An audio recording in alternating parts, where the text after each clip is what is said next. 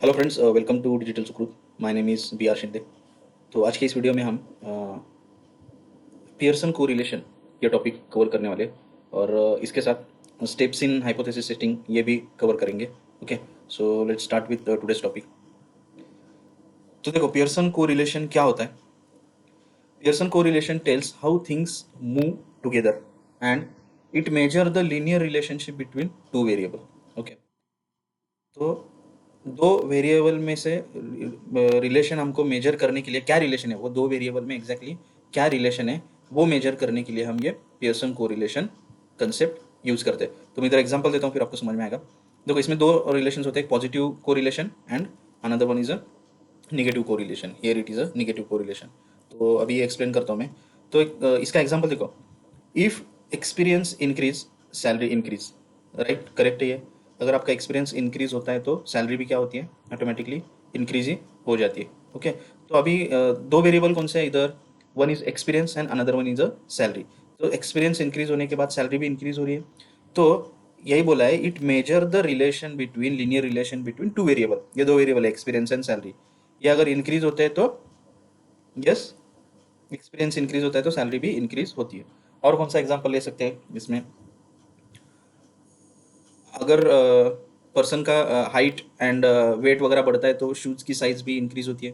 Correct, that is also one example. Okay, weight increase होता है, height increase होता है तो शूज़ की भी जो साइज होती है वो भी इंक्रीज होती है। Correct, that is also example दी। तो ये दो वेरिएबल्स इंक्रीज ही होते हैं। ओके, देन निगेटिव कोरिलेशन का एग्जांपल देखो। निगेटिव कोरिलेशन में कौन सा एग्जांपल आएगा इसमें, प्रोडक्ट की प्राइस इंक्रीज होती है तो सेल्स डिक्रीज होता है। अननेसेसरीली हम प्रोडक्ट की प्राइस अगर इंक्रीज करेंगे, ओके, तो सेल्स अमाउंट और सेल्स क्वांटिटी भी क्या हो जाएंगे, रिड्यूस हो जाएगी। ओके, नंबर ऑफ सेल्स भी कम हो जाएगी और सेल्स वॉल्यूम डिक्रीज होता है। देखो इधर example, product price increase sales volume decrease. Unnecessary हम प्रोडक्ट प्राइस इंक्रीज करेंगे तो सेल क्या हो जाएगा, डिक्रीज हो जाएगा। ठीक है, तो that is the negative correlation. This is the best example of negative correlation. तो यही है पियर्सन को रिलेशन, मतलब दो वेरिएबल में, ठीक है, क्या रिलेशन है। इधर वो दोनों साइमल्टेनियसली इंक्रीज हो रहे हैं या दोनों साइमल्टेनियसली डिक्रीज हो रहे हैं, या एक इंक्रीज हो रहा है एक डिक्रीज हो रहा है, एक डिक्रीज हो रहा है तो एक इंक्रीज हो रहा है। मीन्स ये ऐसे दो वेरिएबल्स में से रिलेशन, लीनियर रिलेशन हम फाइंड कर सकते हैं with the help of Pearson को रिलेशन। ये सब कंसेप्ट समझ में आया। ठीक है, तो इसको एग्जैक्टली कैसे फाइंड करते हैं, देखो इसका एक फॉर्मूला है, the Pearson correlation coefficient. Okay, तो इसको आर बोलते हैं, पियर्सन कोरिलेशन कोएफिशिएंट आर। तो इसकी वैल्यू हम फाइंड करते हैं। तो क्या होता है, Pearson correlation coefficient denote R, measure the relationship between two continuous value. With the help of R ये हम दो वेरिएबल का रिलेशनशिप फाइंड करते हैं। उस आर की वैल्यू अगर एग्जैक्टली वन आती है, देखो परफेक्ट पॉजिटिव वन आती है, ओके, उस आर की वैल्यू, तो क्या बोल सकते हैं हम, दे आर पॉजिटिव कोरिलेशन। उसका एक फॉर्मूला है, वो फॉर्मूला आर आर निकालने का एक फॉर्मूला है। ठीक है, और वो फॉर्मूला में पुट करके उसकी वैल्यू, इस आर की वैल्यू अगर एग्जैक्टली वन आती है, वन, तो हम बोल सकते हैं that is a positive correlation. Exactly one और near to one, like 0.9 0.8, okay, ऐसे कुछ नियर टू वन भी आती है, वन एग्जैक्टली वन आती है तो we can say it's a positive correlation. Positive correlation means what, both move together exactly, वो एग्जैक्टली मूव हो रहे। ओके, बोथ मीन्स एक तो दोनों भी इंक्रीज हो रहे, ओके, एक तो दोनों भी क्या हो रहे, डिक्रीज हो रहे। ओके, और नेक्स्ट क्या है, अगर जीरो आती है तो नो कोरिलेशन, मीन्स जीरो आती है तो दो वेरिएबल में कोरिलेशन ही नहीं है कुछ। ओके, अभी एग्जांपल देखो, अगर आप ज़्यादा सोते हो तो आपको अच्छे मार्क्स आएंगे, ऐसा कुछ है। अगर आप कम सोते हो तो आपको अच्छे मार्क्स मिलेंगे, ऐसा कुछ है। There is no relation. If you eat more, अगर आप ज़्यादा खाते हो तो आपको अच्छे मार्क्स मिलेंगे। If you eat less than you will get good marks. ऐसा कुछ तो रिलेशन है क्या दो वेरिएबल्स में, नहीं है। Okay, so that is nothing but a zero relation और no correlation. Okay, and minus one means negative correlation, perfect negative correlation means opposite direction. Example देगा था, प्रोडक्ट की प्राइस अगर इंक्रीज होती है तो सेल्स वॉल्यूम क्या होता है, डिक्रीज होता है। नंबर ऑफ प्रोडक्ट सेल क्या होता है, डिक्रीज होता है। So that is the example of negative. तो आर की वैल्यू क्या रहती है, आर की value always range between -1 to +1। R जो भी निकलता है with the help of formula, उसकी वैल्यू -1 से 1 के बीच में होती है। तो +1 या नियरली इक्वल टू +1, 1 के नज़दीक भी आती है वैल्यू तो positive correlation, zero means no correlation and minus means negative correlation. Okay, तो इसका हम फॉर्मूला देखते हैं। क्या है एग्जैक्टली फॉर्मूला? देखो एक एग्जांपल है, इस एग्जांपल को हम वो फॉर्मूला में पुट करके समझ के लेते हैं। और उसमें क्या निकालना है हमको? आर निकालना है। ये समझ में है आर क्यों निकालना है और एग्जैक्टली क्या होता है पियर्सन कोरिलेशन क्या होता है, उसमें आर क्या है। ओके, आर की वैल्यू -1 to 1 के बीच में रहती है। ओके, और वो आर कैसे निकालते हैं अभी हम देख रहे हैं। एग्जाम्पल देखो, teacher want to know if study hours are related to exam score. हमारे पास ये डेटा है और टीचर देखना चाहते हैं कि स्टडी आवर्स अगर इंक्रीज हो रहे हैं तो एग्जाम का स्कोर भी इंक्रीज हो रहा है या नहीं। ओके, तो this is the data student A B C D E.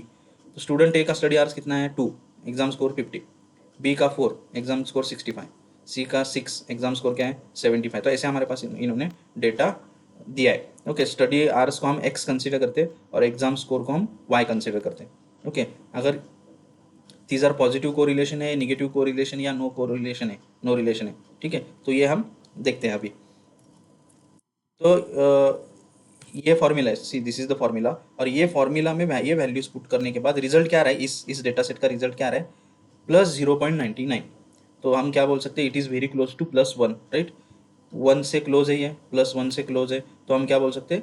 There is a very strong positive correlation between study hour and exam score. इन दोनों के बीच में पॉजिटिव कोरिलेशन है because these values are very close to +1। Okay, this is the formula. summation of x minus x bar into y minus y bar divided by square root of summation of x minus x bar square into summation of y minus y bar square। Okay, तो ये value, these are the x value, these are the x value, these are the y value, और ये दोनों value हमको इस formula में put करना है और r निकालना है। तो देखो सेम वैल्यू हम पुट करके एक्सप्लेन करता हूँ ये फॉर्मूला। स्टेप 1 क्या? Find the average. X bar Y bar find करना पड़ेगा ना। हमारे पास क्या है? एक्स एंड वाई है, तो एक्स बार और वाई बार फाइंड करो। एवरेज कैसे फाइंड करते हैं? देखो 2+4+ ये एक्स का एवरेज फाइंड कर रहे हैं। एक्स बार 2+4+6+8+10 डिवाइड 5, क्या आंसर है? 6। इधर वाई बार फाइंड किया हमने, वाई के जो भी वैल्यूज है उनको एडिशन करके नंबर ऑफ वैल्यू 5, तो उसका 74 आंसर आएगा। तो हमको क्या मिला? एक्स बार वाई बार मिला। ओके, तो next is what? Find the difference from the mean. Okay, तो इधर क्या दिया है? X minus x bar, okay, and y minus y bar हमको फाइंड करना पड़ेगा। तो these are the x values. तो ये सभी वैल्यूज हमको किस में से माइनस करना है? ये जो एक्स बार निकाला एवरेज हमने, इसमें से माइनस करो। देखो इधर क्या है हमने? एक्स माइनस एक्स बार, 2 - 6, 4 - 6, 6 माइनस, तो ये पूरे हमने एक्स बार के वैल्यूज निकाले। वाई माइनस वाई बार, वाई मतलब दीज वैल्यूज। ओके, और इससे हमको क्या करना है? हमने जो भी एवरेज निकाले उसको माइनस करो इससे, वाई बार। तो ये एवरेज आ रहे, वैल्यूज आ रहे, ठीक है, वाई माइनस वाई बार करने के बाद। तो क्या है उसमें? तो इनका क्या हमको करना है अभी? Multiply differences. ओके, तो ये जो भी हमने डिफरेंस किया था इसको मल्टीप्लाई करना है, x minus x bar into y minus y bar, because formula ही वैसा है। तो इसको मल्टीप्लाई करो, -4 इंटू -24, -2 इंटू -9, 0 इंटू 1। तो ये सब करने के बाद इधर आंसर आ रहा है, देखो 96, 18, 0, 22, 84। तो अभी हमका फॉर्मूला में क्या दिया उन्होंने? इस मल्टीप्लीकेशन का समेशन करना है, एडिशन करना है। ये तो मल्टीप्लीकेशन तो किया हमने, इसका एडिशन करो। क्या आएगा इसका addition? Sum of product, these are the product, इसका समेशन ऑफ ये है, ठीक है। तो सम ऑफ प्रोडक्ट क्या आ रहा है हमारे? 220 आ रहा है। तो इधर क्या वैल्यू आ जाएगी? इधर R equal to 220 divided by, अब ये जो भी स्क्वायर रूट का ये हम अभी पुट करेंगे इसके वैल्यूज। तो ऊपर की तो वैल्यू हमको मिल गई, 220 आ रही है वैल्यूज। तो next is what? Find. Okay, अभी नेक्स्ट क्या करो? Find squares of differences. ठीक है, अब ये डाउन साइड में हम वैल्यूज पुट करेंगे। अभी देखो एक्स माइनस एक्स बार का स्क्वायर, वाई माइनस वाई बार का स्क्वायर फाइंड करो अभी। एक्स माइनस एक्स बार ये हमारे पास है, इनका स्क्वायर फॉर्म करो। ये सब -4 का स्क्वायर, -2 का स्क्वायर, 0 का स्क्वायर, ठीक है। देखो इधर -4 -2 2 का, और इनका क्या करना है? हमको एडिशन लेना है, summation of x minus x bar. देखो summation of x minus x bar, summation of y minus y bar. तो ये दोनों का हमने एडिशन लिया इधर, -4 square, okay, summation of y minus y bar. Okay, ये वाई माइनस वाई बार है, इधर है वाई माइनस वाई बार। तो इनका पूरा एडिशन करना है हमको, इधर हमने एडिशन किया। Okay, summation of y minus y bar. तो अभी सब वैल्यूज हैं हमारे पास। Okay, now we have to put all this value into this formula. Summation of x minus x bar y, ये हमने कैलकुलेट किया था, 220 आया, डिवाइडेड बाय स्क्वायर रूट में। Okay, summation of x minus x bar कितना आया था हमारा? 40। Okay, into y minus summation of y minus y bar 1220। Okay, तो ये सब कैलकुलेशन करने के बाद हमारा आंसर आ रहा है 0.99 R, this is the R value. Okay, तो ये 0.99 आ रहे हैं। तो हम क्या बोल सकते हैं? Very strong positive correlation.